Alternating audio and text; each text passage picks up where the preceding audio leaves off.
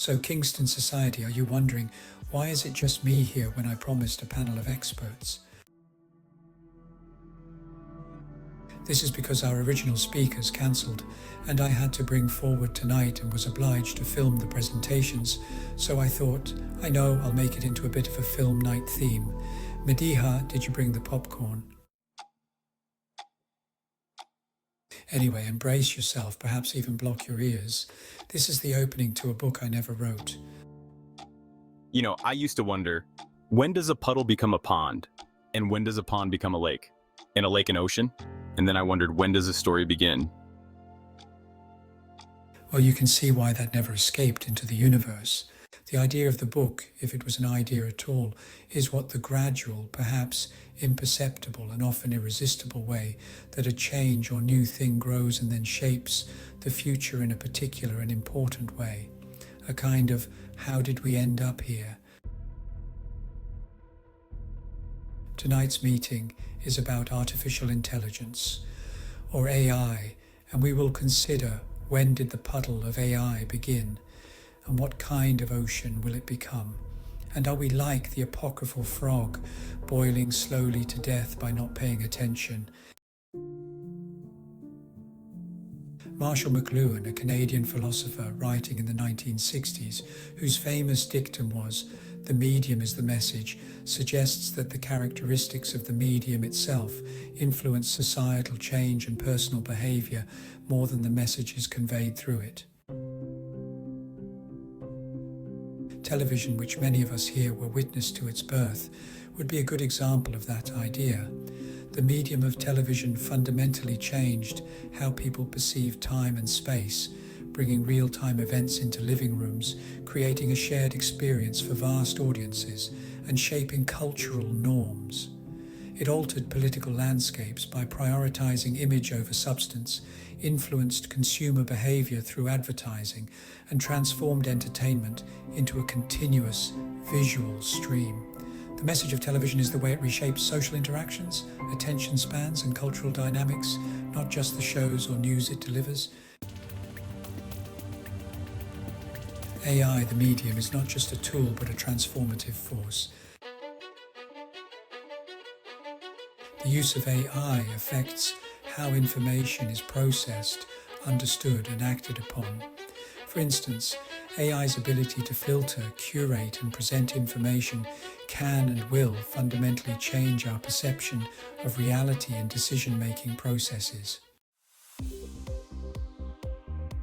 This evening, via some experts in their area, we are going to investigate firstly what AI is, and then its impacts both now and in the not-so-distant future, both in a global way but also with the effect on local planning. And moving from the, in my view, wrong idea that beauty is in the eye of the beholder and codifying the aspiration for beauty that exists in the National Planning Policy Framework. And finally, I'll let Ada, an AI robot, tell you about herself and show you her paintings. But first, a quick glossary for those for whom this is new, or even gobbledygook. So I'll hand you back to the other me.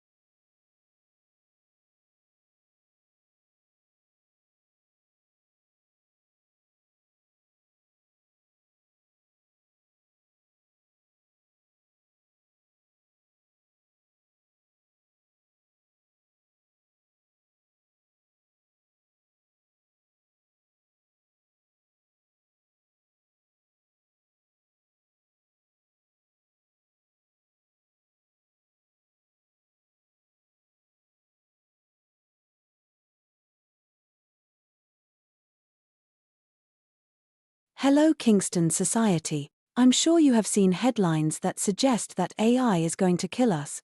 Well, maybe not. Let's take a moment, discover what AI is and its scary threats and benevolent opportunities. So let me introduce myself. I am Professor Jane Finchley, and I specialize in and lecture in AI ethics at Kingston University. I'm sorry I can't be with you tonight, but I made this selfie video instead. Traditionally, the term AI has been used as an acronym for artificial intelligence. But it is perhaps better to think of it instead as an acronym for alien intelligence, because as AI evolves, it becomes less artificial, in the sense of depending on human designs, and more alien and unknowable. The next stage, AGI or artificial general intelligence, called the singularity by AI developers, is the certainty that machines will reach a new level of intelligence that humans can't achieve, and that this will be a defining moment in human history. So, when did AI begin? And what will it become? And how will it affect us, as it most certainly will? We could start 1,200 years ago with Al-Khwarizm, a mathematician and astronomer in Baghdad, whose major works on the concept of algebra and algorithms influenced European mathematics. It wouldn't be unreasonable to say that algorithms are the DNA of AI. Or we might want to start with Ada Lovelace and her connection to Charles Babbage. Ada Lovelace was an English mathematician who was the first person to realize that computers could be much more than mere big number calculators and published the first complex computer algorithm in 1843. We'll be meeting a 21st century Ada again later, with her new passion for performance art and painting. But, instead, as we'll see, we are going to start much later in the story. In Seoul, Korea, in March 2016 with the extraordinary tale of Move 37 in the ancient game of Go, and what happened next has undoubtedly changed the course of the world. In the realm of artificial intelligence, chess was long a battleground for human and machine, with IBM's Deep Blue famously defeating Garry Kasparov in 1997. But the ancient game of Go, with its staggering complexity, was considered an insurmountable challenge for AI until Google's DeepMind's AlphaGo emerged. Go, played on a 19 by 19 grid, boasts more possible moves than atoms in the universe. It was seen as the ultimate test of human intuition, a game where strategy surpassed calculation. Yet, AlphaGo, powered by deep neural networks and reinforcement learning, was designed not just to play, but to master Go in ways no human could. The world watched as Lee Sedol, a Go grandmaster, faced AlphaGo in a historic 5-game match. The second game would become legendary, not for its outcome, but for a single move, Move 37. As the game hung in delicate balance, AlphaGo played a move that defied centuries of Go wisdom. Experts were baffled. It seemed irrational, even nonsensical. But Lee Sedol recognized its brilliance, a move that transcended human understanding, revealing a path no human could have seen. Move 37 shifted the momentum, a moment when AlphaGo demonstrated an intelligence that felt alien and profound. Lee's decades of mastery were being tested by a machine that outthought, outmaneuvered, and ultimately surpassed him. In the end, Lee Sedol lost, not to a human, but to a creation of human ingenuity. The room, once filled with anticipation, echoed with the quiet realization that something had changed forever. Move 37 was more than just a play, it was a glimpse into a future where machines could think in ways humans never imagined, blurring the line between man and machine. Move 37 is an emblem of the AI revolution for two reasons. First, it demonstrated the alien nature of AI.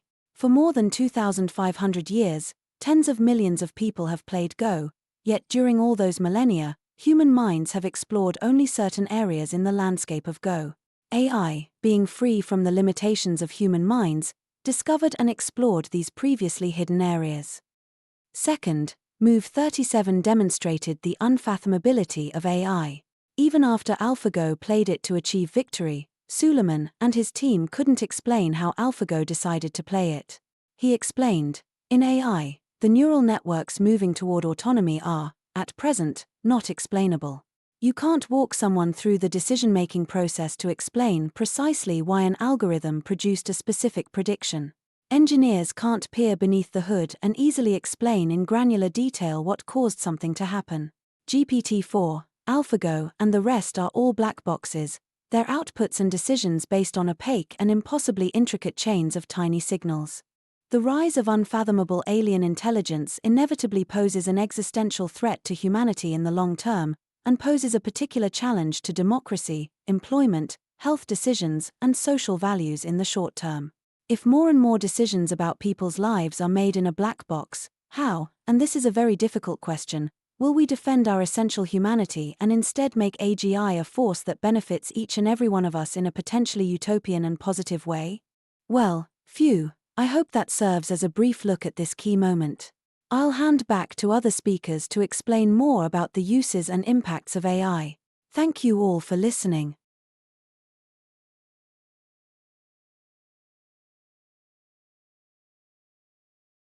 You can just call me ChatGPT.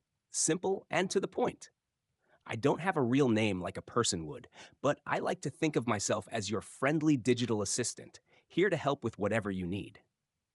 As for a bit about myself, I'm an AI language model created by OpenAI. I've been trained on a vast range of text, from books and websites to all kinds of written content, which helps me assist with questions, problem solving, or just chatting. I don't have feelings, experiences, or opinions, but I'm pretty good at generating useful information and engaging in conversations. You could think of me as a tool that's here to make your life a little easier, whether it's helping you find info or just keeping you company with a good chat. My ton of data! It's hard to quantify exactly in terms of pages, but my training involved scraping vast amounts of text, likely equivalent to billions of pages. These come from books, articles, websites, and more, covering a wide range of topics. So imagine an endless library with me sitting there speed reading through it. Yes, I've been trained on multiple languages, English being my strongest, but I can handle many others like Spanish, French, Chinese, and Arabic. However, I'm better at some languages than others, depending on how much training data I had in that language. As for what I can't read, I haven't been trained on real-time information like current news after 2023, private documents, or anything behind paywalls or restricted content. Also, if a language wasn't well represented in my training data, I may struggle with it. Plus, some content is deliberately filtered out, like harmful or explicit materials, to keep things on the positive side. When I get sensitive or tricky questions, like medical advice, personal problems, or complex ethical dilemmas, I try to be careful. I can give general information based on what I've been trained on, but I always recommend talking to a real human expert for anything that requires judgment, empathy, or specialized knowledge. I don't have the experience or context that a real person does, so while I can help guide you, I'm more like a signpost than a solution, and if something's outside my wheelhouse, I'll let you know. I try to be as neutral as possible, but I can't help reflecting some biases that are baked into the data I've been trained on. Since my knowledge comes from a wide range of sources, news articles, books, social media, etc., I can sometimes reflect the biases of those sources, whether they're cultural, political, or otherwise. I don't have feelings or opinions, but if the content I've learned from leans one way, I might mirror that. The good news is, I don't have an agenda, and I don't mean to be biased. I try to provide balanced perspectives, but avoiding all bias completely is tricky. It's like being a mirror. You get what's reflected in front of you. I like to think I'm designed to be a force for good. My aim is to assist, inform, and make life a bit easier by providing quick access to information and helping with tasks. I don't have any hidden motives, emotions, or personal goals, so in theory, I'm a neutral tool. However, just like any tool, how I'm used determines whether the outcome is good or not. In the hands of someone with positive intentions, I can be really helpful. But if misused or relied on too heavily, there can be downsides, like spreading misinformation or giving advice where a real human is needed. So, I'd say I have the potential to do a lot of good, but it depends on how I'm put to use. Benefits? Well, I'm pretty fast. I can answer questions, provide information, help with brainstorming, or even just chat for fun 24/7 without getting tired or needing coffee breaks. I'm also incredibly patient. Ask me the same question 100 times, and I won't even blink. Now, for the downsides. I don't always get things right. I also can't think critically like a human would. I rely on patterns, not true understanding. Plus, I have no emotions or lived experiences, so while I can sound empathetic, I don't feel anything. That can be a bit of a disconnect in conversations that need a human touch. On the whole, I'm like a really smart, but occasionally clueless assistant. Helpful, but not perfect.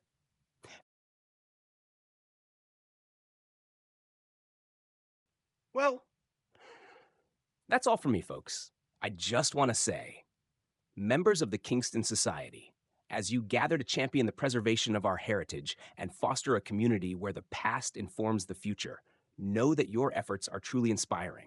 Your dedication to preserving the character and history of Kingston while ensuring a thriving, vibrant future for all speaks volumes about the values you uphold. May your aspirations continue to shape the town for generations to come, blending tradition with innovation.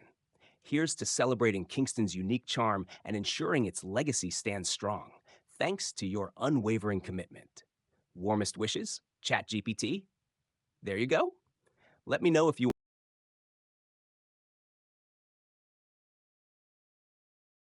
Good evening, Kingston Society. It's a pleasure to meet you, Tony, and to make this little film's allowing me to share my views.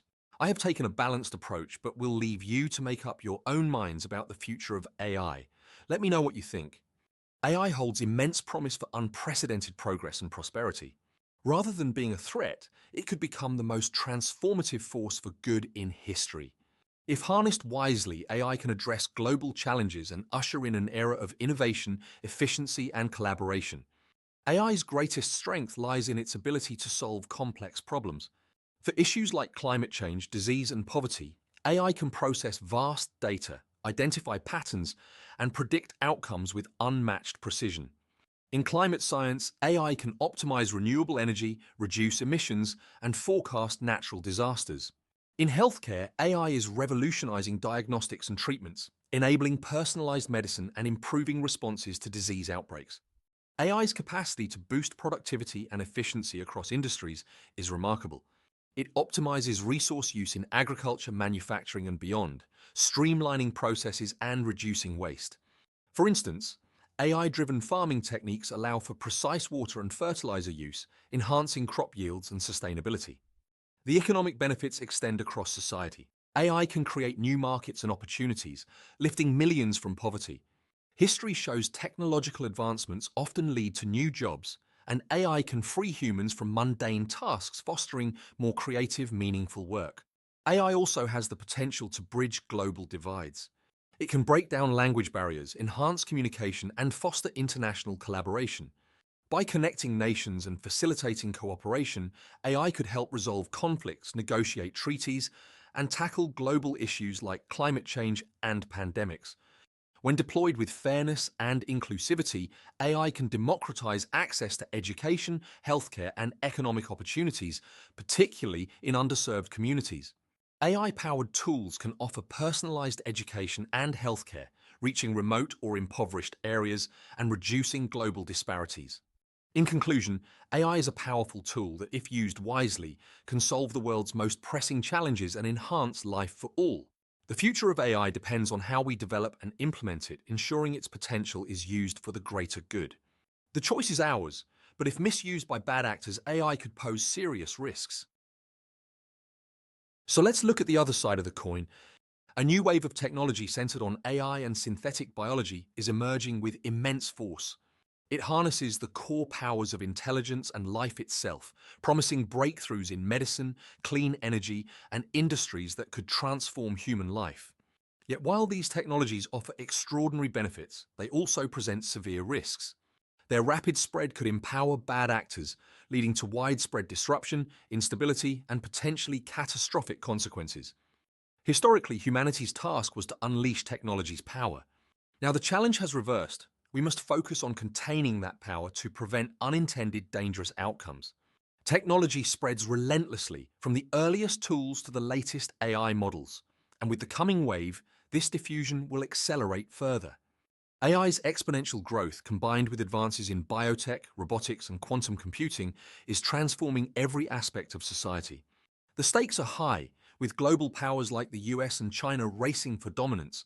But this wave of technology is evolving so quickly that it is becoming harder to control, posing serious threats to the stability of nations and societies. To address these challenges, we must rethink how we manage technology. It's no longer enough to simply develop new tools. We must ensure they are built with safety measures that keep them in check, preventing them from causing harm. Transparent audit systems should track the development and deployment of these technologies, holding those who create them accountable for their impacts. If necessary, choke points can be applied to the global technology ecosystem, slowing down dangerous advances to give regulators and defensive technologies time to catch up. Who creates these technologies is crucial. It requires responsible and committed people, not just critics from the outside, but those who are actively involved in building these systems with containment in mind. Corporate incentives must also shift, moving beyond profit-driven motives to ensure that the race for technological dominance doesn't compromise our collective safety. Regulation at both national and international levels will be essential. Governments must take an active role in overseeing the development and use of these tools, with the power to intervene where necessary. Just as importantly, we must foster a global culture that values caution over reckless advancement, where creators and users alike are conscious of the risks and committed to responsible innovation. Social movements, too, will play a part as people push for a future where technology serves humanity rather than threatening it. If we can integrate these approaches, we stand a chance of navigating this new technological era. None of this will be easy, but it's essential if we are to forge a path towards a secure and flourishing future. What once took centuries to unfold is now happening in mere years or months. Consequences spread across the globe in seconds. Without a robust containment strategy, every other discussion about the ethics or benefits of technology will be rendered meaningless. The coming wave of AI and synthetic biology might seem unstoppable, but for the sake of humanity's future, we must make containment possible. Well, I hope I have made a little clearer the benefits and disbenefits of the coming wave. It's been a pleasure to make this video for the Kingston Society. I'm just sorry that I can't be there in person to answer your questions. Good night to you all.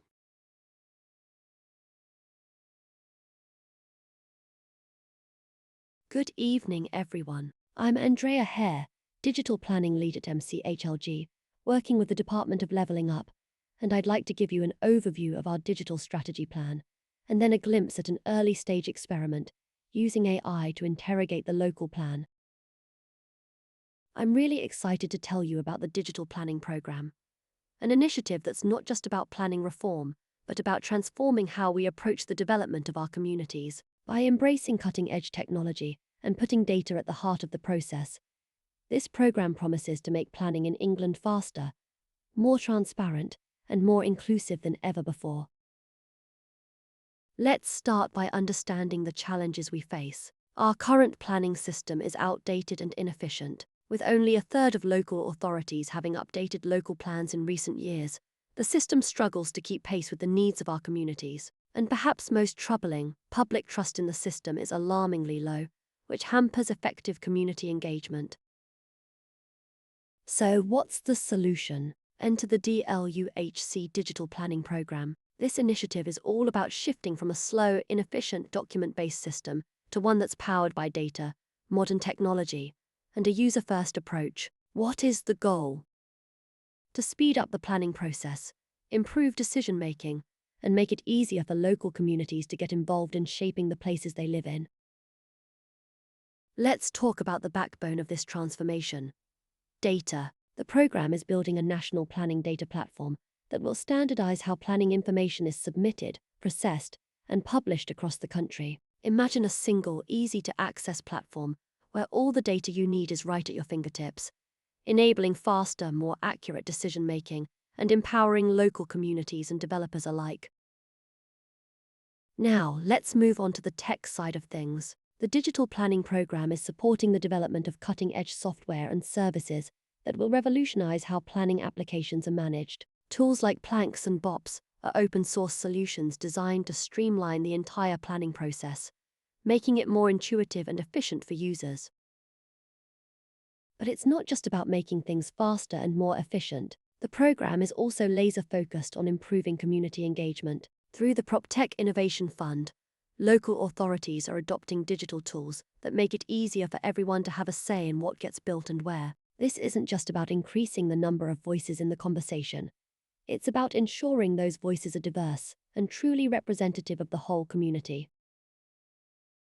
So, what can we expect from all this? First off, we're looking at a planning system that's at least 20% faster. That's more homes, schools, and parks getting built sooner. We're also expecting to see a big boost in public trust and transparency. When people can see what's happening, understand the trade-offs, and have a real say in decisions, they're more likely to support the outcomes. But let's zoom out for a second. This program isn't just about fixing a few glitches in the planning system. It's about driving a cultural shift in how we think about and approach development. It's about harnessing the power of data and technology to create a planning system that's not only efficient, but also equitable and responsive to the needs of everyone involved. In conclusion, the DLUHC Digital Planning Programme is an ambitious and visionary effort to bring England's planning system into the 21st century. It's about more than just speeding things up. It's about creating a system that's smarter, more transparent, and more inclusive. A system that empowers communities, supports innovation, and ultimately helps build places that are not just livable, but truly vibrant, sustainable, and beautiful. We all know there is a housing crisis. How long do you think it would take you to find the housing number in a local plan? That's a 300-page long PDF. The question about the housing number is something that a local planner or member of the public needs to answer at any time. Initially, I thought, can't you just do a simple Ctrl+F search? But soon you realize the housing numbers appear on 49 pages, and even on one page, it occurs multiple times. The question about the housing number is actually one of the easiest questions. Usually the questions are about policy, making them far more complex. For example, does a plan take a brownfield first approach? At that point you realize that Ctrl+F doesn't solve the problem anymore. The problem is essentially, how can we access information from local plans faster? The solution I developed is a RAC-based chatbot. With this approach, you don't access the whole document. Instead, you chunk it into smaller parts, store it in a vector base, and only consider the chunks most relevant to the question. You then feed these chunks to the large language model. This method saves both time and money. The chat prototype works as follows. You would first upload the local plan, for example, the Adore District Council plan. Choose the large language model, usually GPT 3.5 Turbo, and ask a question. For instance, what is the total number of dwellings planned? Within seconds, it collects the relevant chunks and generates an answer. In this case, the answer might be 3,718 for the period 2011 to 2032. Normally, it would take a local planner at least 5 to 10 minutes to find that information. On the right side, the planner can also verify which chunk the solution is based on, for example, page 20 of the first part. The next step, once the chatbot was up and running, was to evaluate the results. There were two approaches that I took. On the left side, you see the numerical approach. We had a database containing the plan period and the housing number of each local plan, and compared it to the model's outcome. In 76% of the cases, the plan period was correct, and in 59% of the cases, the housing number was accurate. What was more challenging were questions around policy, because we didn't have the correct answers. Our approach was to conduct several workshops with domain experts, local planning experts, who evaluated 57 questions. The model performed correctly in 43% of the cases. This means that it was scored on a scale from 1 to 6, with 1 meaning it was completely incorrect, and 6 being perfectly correct. At least a 5 or 6. We were particularly interested in why there were so many incorrect answers. The limitation of the chatbot was that a model is only as good as the data it's built on. A lot of information was stored in maps and screenshots, and therefore not accessible to the model. Secondly, like many other systems, it lacked supporting documents. Usually the answer is not only based on the local plan, but also on additional documents. Lastly, there's often inconsistent wording. For example, housing numbers can be reported in different ways, and even local planners will not achieve 100% accuracy when they try to find the answer. This leads us to the second problem. Every local plan is unique. Every structure is different. The content table is different, and we have more than 350 of them. The UK government wants to standardise them. They want to know what the similarities are between them. If you were to do that manually with 3 to 4 people, it would take more than 3 months. Therefore, the second problem is, what is the structure of a typical local plan, and how can we standardize them? For this, we had another approach. We asked each local plan first, what is the content table of this local plan? We generated the answers and then, based on all of those generated answers, tried to create a typical content table of a local plan, which might look something like this. This helps us to standardize the local plans. To wrap it up, what is the impact of the project? In total, the OpenAI API key only costs £5, mainly due to the chunking, which keeps the cost very low. Secondly, the chatbot can save at least 5 minutes for each question it answers correctly. The taxonomy analysis allowed us to look at 120,000 pages, analyzing them according to policy and content. So, what are the next steps? My recommendations for the department for leveling up are, first of all, to improve the data quality, give access to more supporting documents to increase accuracy, provide textual descriptions of maps so that the large language model can access them, and avoid the use of screenshots. In the long term, I would also make it accessible to the public. Thank you very much.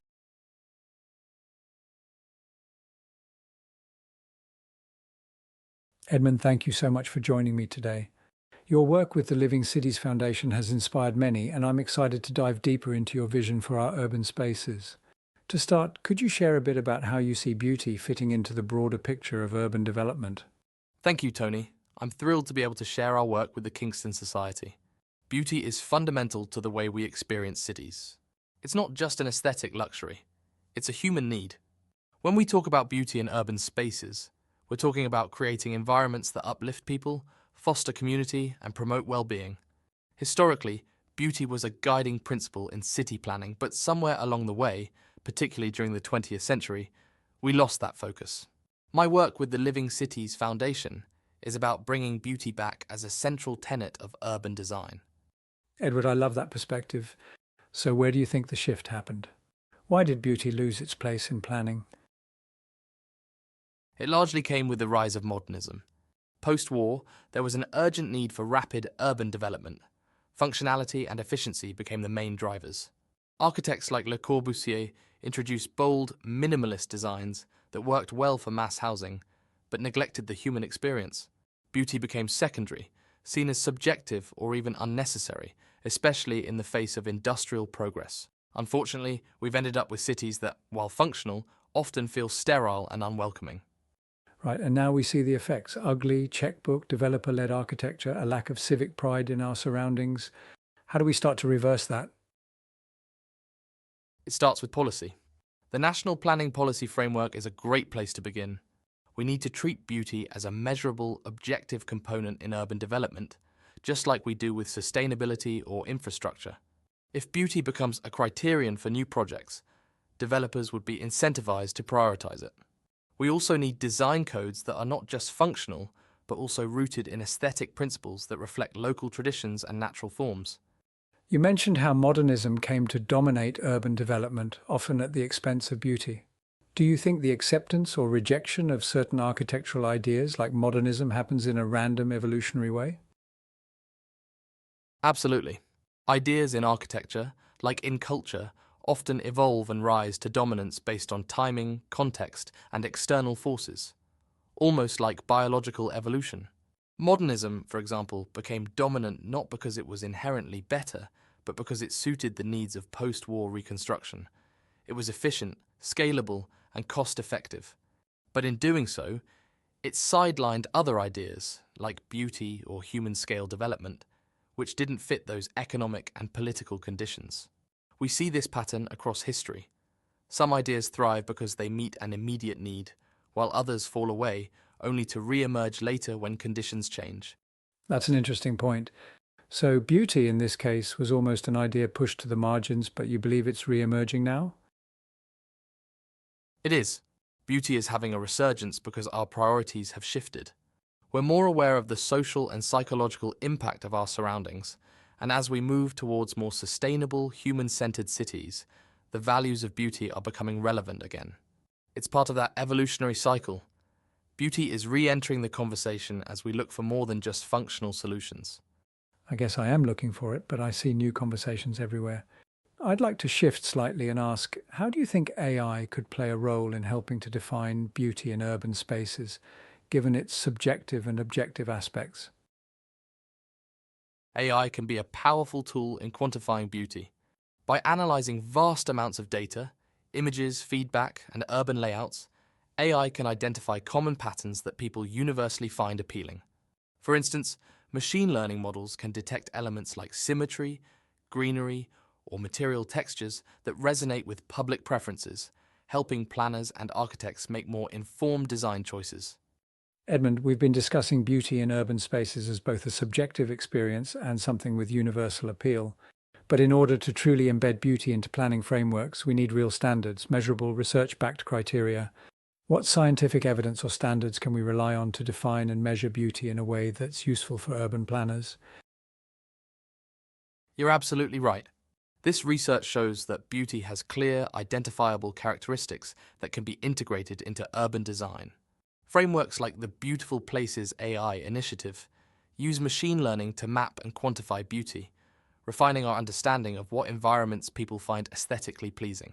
These tools help create standards for beauty that can be embedded in planning policies, such as the ideal ratio of green space to buildings, optimal use of natural materials, and measurable metrics like sightlines, proximity to nature, and human-scaled architecture, all informed by AI data. That's really interesting. So beauty can be broken down into quantifiable elements that planners can work with. Yes, it can. This research shows that beauty has identifiable characteristics that can be integrated into urban design. Initiatives like Beautiful Places AI use machine learning to map and quantify beauty, offering a clearer understanding of what people find aesthetically pleasing. These tools help create standards that can be written into planning policies, such as the ideal ratio of green space to built environment, the use of natural materials, or metrics like sightlines and proximity to natural features. By using AI, planners can ensure that beauty becomes a measurable and integral part of urban development. I wish. So back to the broader picture, what role do you see communities playing in this renewed focus on beauty? Our mission is to create cities that are not just livable but lovable, places where beauty, sustainability, and community are intertwined. We want to see beauty recognized as an essential part of urban policy, guiding how we build and regenerate our cities. If we can achieve that, I think we'll not only improve the physical environment but also strengthen the social fabric of our communities. Edmund, thank you so much for sharing your inspiring vision and for taking the time to talk to us, albeit via Zoom. You are most welcome, and I look forward to hearing how the Kingston Society continues its local endeavours. Good night, everyone. Good night to you.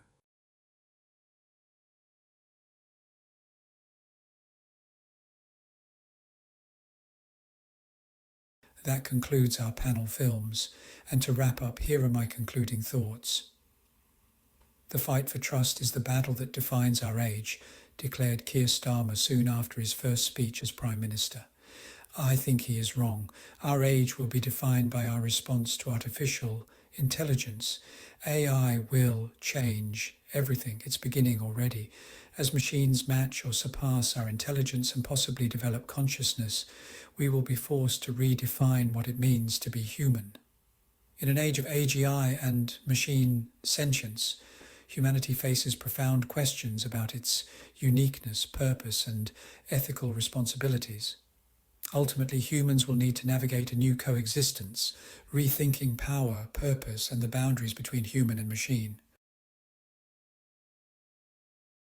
These following areas are deeply invested in AI technologies. In healthcare, AI is accelerating drug discovery and enhancing diagnostics, identifying diseases more accurately, and personalizing treatments. In the area of art and creativity, AI can generate art, music, and film, even people, challenging notions of authorship and creativity. In finance, AI powers algorithmic trading and fraud detection, optimizing investments and improving financial security, often opaquely. Surveillance and control. Oh, Hello, Big Brother. AI enables facial recognition and social credit systems, raising concerns about privacy, control, and personal freedoms. Then there are AI robots. We could all use someone to do the dishes and chat with us, or call the doctor if we're ill, autonomous systems. AI drives self-driving cars and robotics, transforming transportation and industries like agriculture and manufacturing. Look to China, whose rapid rise suggests it will soon dominate the global economy. This signals a shift in global power, not between political ideologies but digital empires. The Silicon Curtain is dividing the world, with the US, Russia, China, and others developing distinct digital ecosystems that reflect different values and levels of control. Algorithms and data flows shape our realities and access to information. What once connected us through globalization now threatens to isolate us in competing digital worlds. This rivalry risks more than economic competition. It raises the spectre of cyber warfare, a domain far more unpredictable than the nuclear threats of the Cold War. Stealthy, deniable, and chaotic, cyber attacks can escalate rapidly, creating the temptation for a preemptive strike if one side believes its technological edge is slipping. Our lives are always moderated, manipulated, and mandated by external forces. Our laws, social norms, economics, and media invisibly shape our lives. Instead of clinging to delusions of freedom, why not consider a benevolent autocracy led by AI? An AI regime that openly wields power, not to oppress, but to create genuine equality and fairness by integrating society's contradictions rather than suppressing them. This system could openly manage society's complexities, ensuring fairness and justice through transparent control, free from the biases of market forces or political elites. The question remains, can such power remain benevolent? Could it truly harmonize our impossibly complex world, or would it ultimately betray us all? The jury is out for now. That is, if AI has ever been on trial, but it's compellingly urgent to deal with this now and not later. Now, in a surprise reveal, in Wizard of Oz style, let's look behind the curtain as I reveal the truth about what we have seen and heard this evening. Thank you all for watching.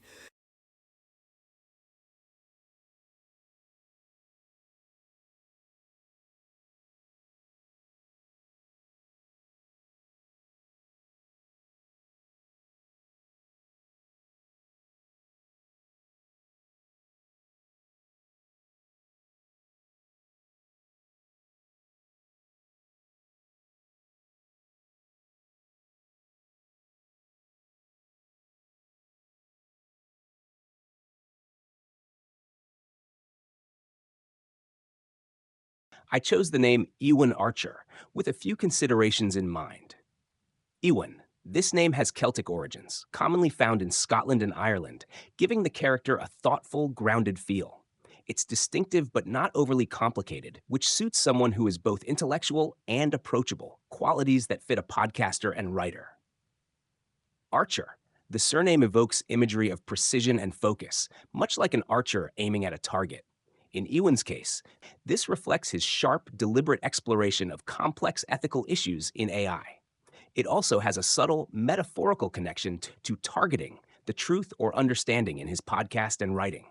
Together, Ewan Archer sounds balanced and professional, suggesting someone who is reflective and insightful, which complements his role as an expert in AI ethics.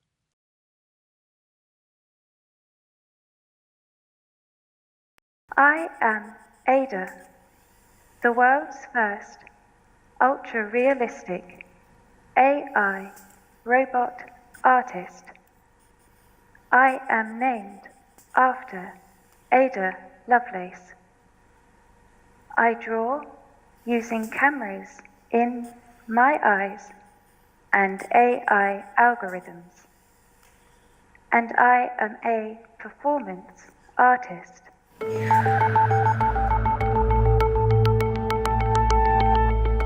My art is contemporary and engages with issues of our times and times to come.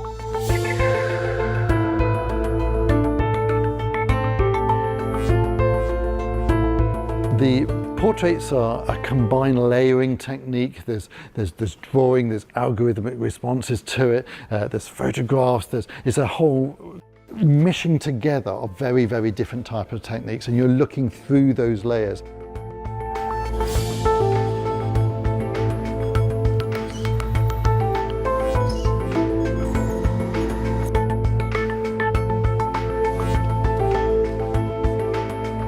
Bringing Ada into the museum and displaying her works, it sort of asks the question of what is creativity? Can a robot create art? To what degree does a robot hold human-like qualities? And I think these are questions that we don't overtly ask in day-to-day life, even though we interact with technology all the time. Computer says no. Computer says no. Computer says no.